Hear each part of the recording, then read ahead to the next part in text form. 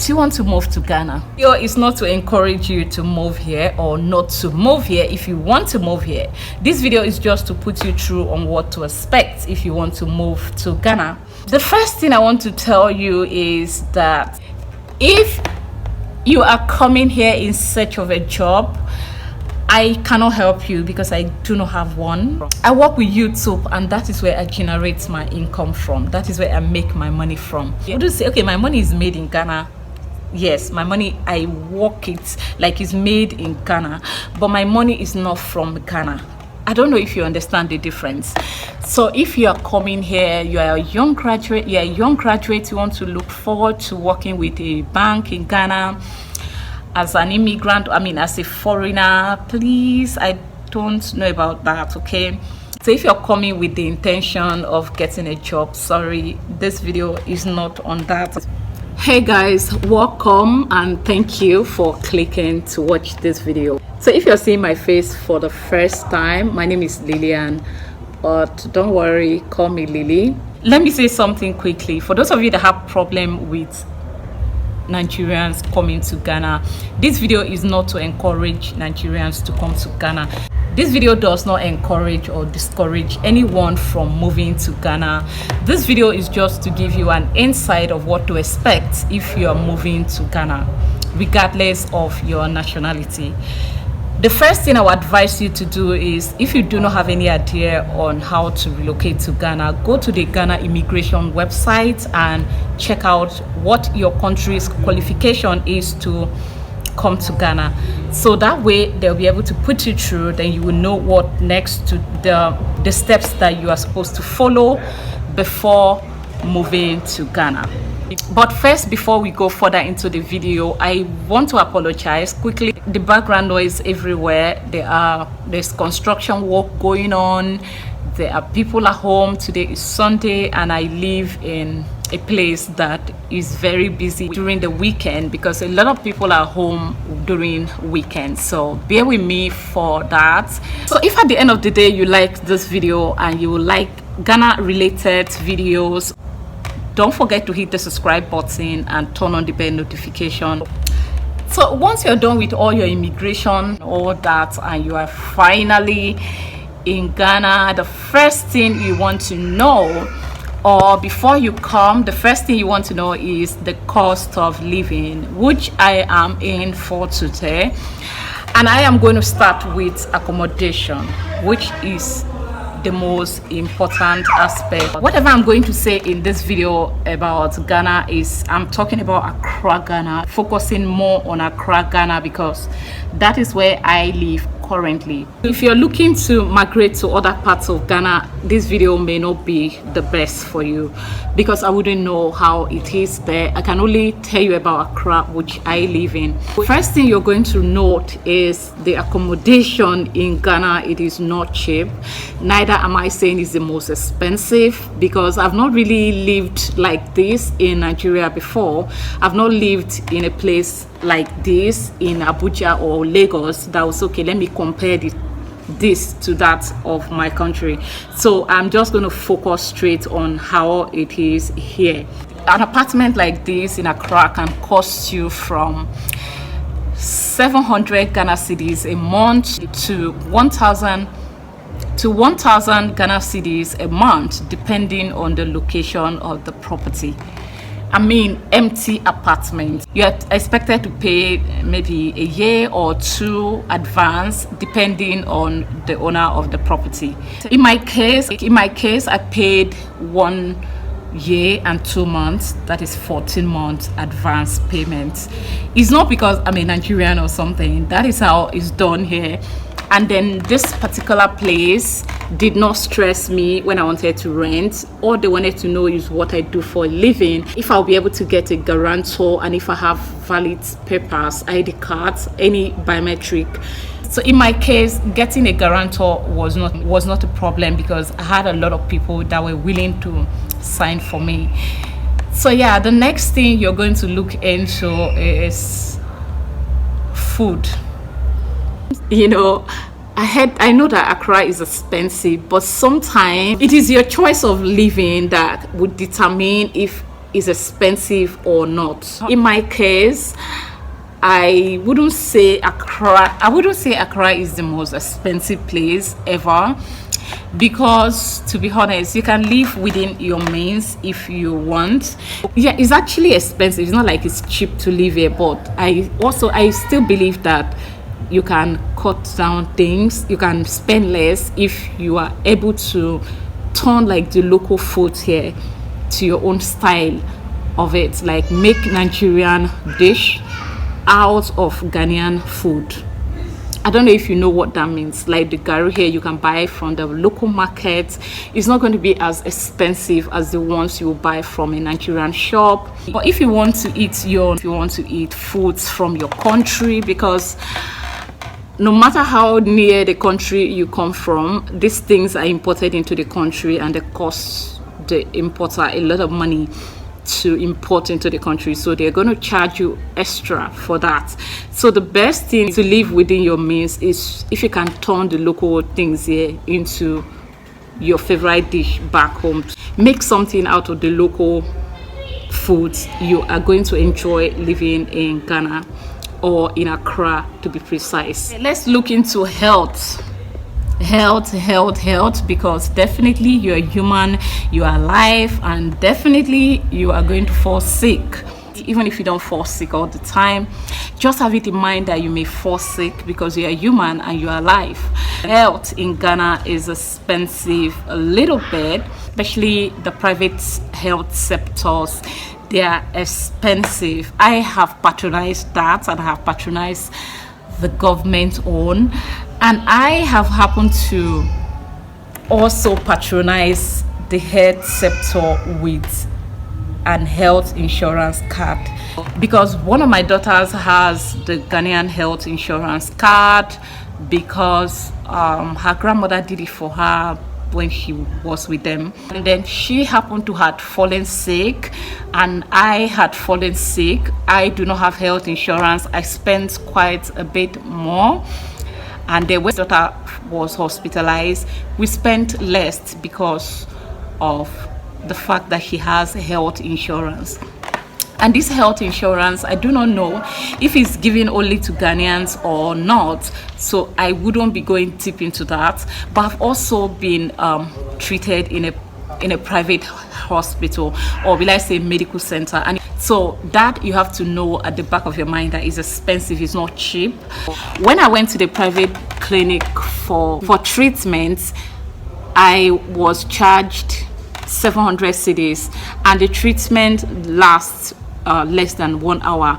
But because I was really dead serious, like I was really sick, ulcer pain was all over me, so when I got there, they gave me like 2 injections and other drugs that I should take, and then I spent 700 cedis plus. So yeah, and then when I went to the public health center, the public hospital, that is a government hospital, I realized that I spent a bit less. I spent somewhere around 200 cedis. I had malaria, and series of tests were done on me, and malaria drugs, effective malaria drugs, were given to me. So, and I spent somewhere around 200 cedis, and so. But when my daughter fell sick, because she has a health insurance card, and then I spent somewhere around 100 cedis, like everything including the tests that were done on her. And then walking into a pharmacy here in Ghana, in Accra to be precise, walking into a pharmacy to get something like paracetamol can cost you from somewhere between 3 cedis to 7 cedis. When you want to buy something like that, they'll ask you if you want the local one or the imported ones, and then they will show it to you. You make a choice. Definitely the imported one is going to cost you more than the local one. I think we are done with the health issues. I've given you a bit of what to expect, so let's move to education. My dear, you see that one? As I talk to you like this, you see that one? Education, you see school. Especially private schools in Ghana, it is expensive. I've been saying, no, really, yeah, they're not expensive, but now I'm opening my mouth from this corner to this corner, and I am telling you that private schools in Ghana are expensive. good ones. I wouldn't know if they have low quality ones because I've not really had a deal with that. But man, my daughter is starting school tomorrow, and this video will be up by that tomorrow. So I can say my daughter is starting school today, and my dear, it's expensive. That is not just anyhow school. Actually, I went a bit extra to give her that best because she have not really had a proper education, proper school life like that. The other time she was in school, COVID hit, schools were closed for a very long time. By the time schools were reopened, we were back in my village, and she was back into the government school, the one I showed you in one of my videos when I went to my village, and they do not have teachers, so she didn't learn anything at that time. So this is just like her going to school proper. If you have kids and you want to enroll them, you want them into private schools, my dear, be prepared, because that one there, fine, let's talk about it. Let's go deep into it. After all, I'm not going to tell you guys the name of the school or ever show you guys the school, but I paid 3,008 cedis for my daughter's school, like to start. Though that includes school fees, books, and the school bus, and they are giving lunch in school, and that includes extra classes for your child in school. So, and then that includes what again? Uniforms. I've talked about books, right? Yeah, so all of that's inclusive for the 3,008 cedis. That is somewhere around 230,000 naira if you want to calculate it in naira. Yeah, but we are not in Nigeria. But I just want you guys to have an idea in case you are confused with this cities thing. So that is it.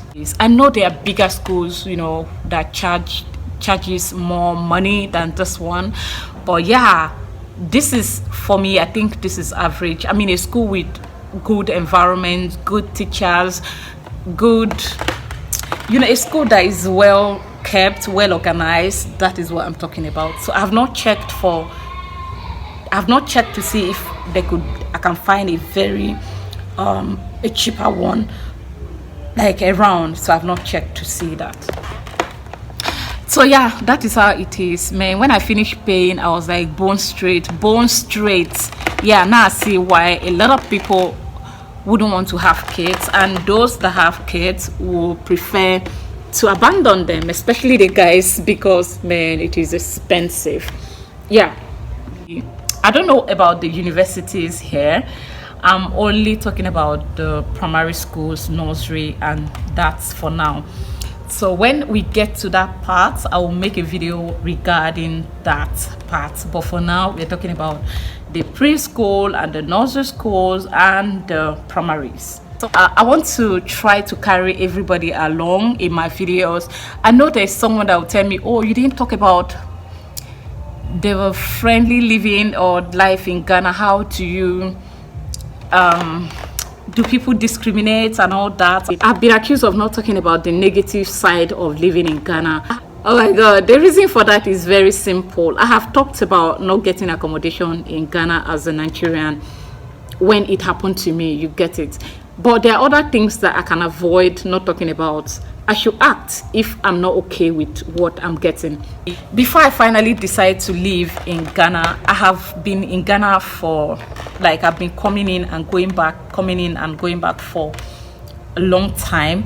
So if there was something I didn't like, there's no how I'll bother myself to want to move and fully live here, no matter what is involved. I've seen people say, oh, you don't talk about discrimination, how Ghanaians discriminate against Nigerians. I wouldn't say it does not happen, because of course all things are possible, but for me, I feel like that aspect of living in Ghana can be avoided. So all you have to do is don't make friends, just go buy your thing and go.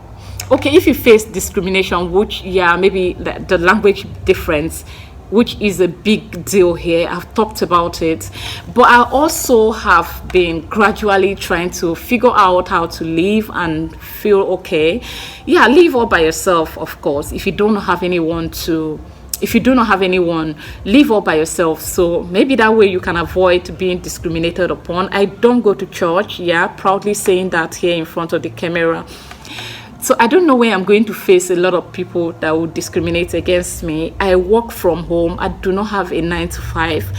I work on YouTube, and the people I'm meeting on YouTube, Ghanaians I meet on YouTube, some of them are incredibly sweet. Of course, I'm meeting mean people, and I know where that is coming from. You understand? There's always a bad side to every good thing, and there's always a good side to every bad thing.